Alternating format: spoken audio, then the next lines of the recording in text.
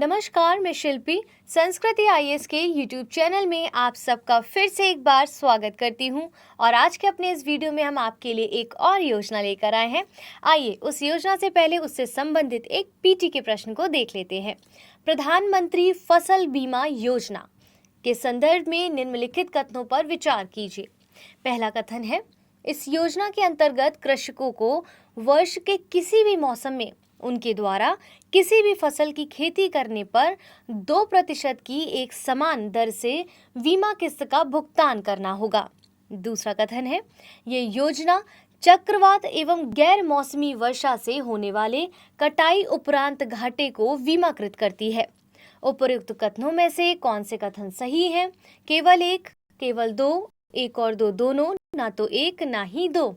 इस प्रश्न का उत्तर जानने से पहले हमें क्या समझना होगा? आइए पहले इस योजना को समझ लेते हैं।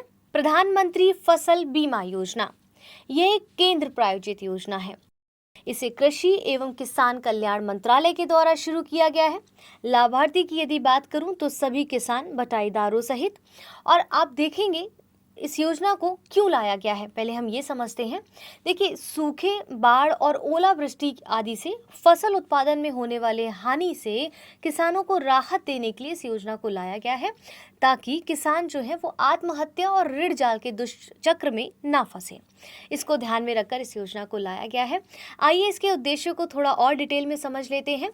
किसानों को बुवाई पूर्व से लेकर कटाई के बाद की अवधि के लिए स्वैच्छिक फसल बीमा की सुविधा प्रदान करना, प्राकृतिक आपदाएं और विभिन्न कीट और रोगों के कारण फसल के नुकसान के मामले में किसानों को बीमा कवरेज और वित्तीय सहायता प्रदान करना है।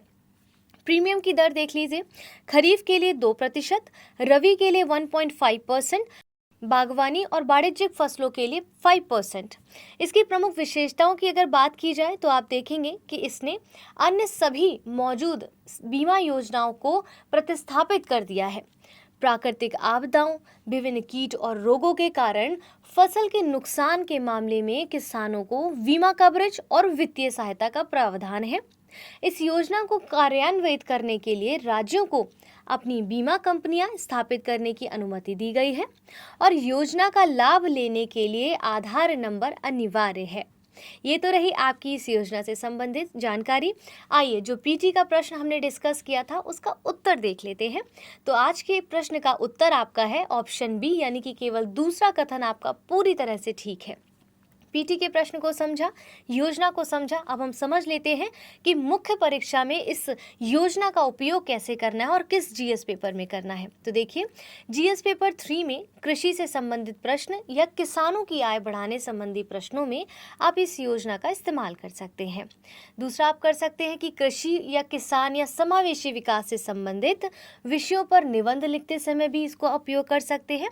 इसी तरह से सारी जानकारी लेने के लिए आपको हमारे चैनल पर बने रहना होगा। हमारे चैनल को सब्सक्राइब करिए, वीडियोस को लाइक करें। धन्यवाद।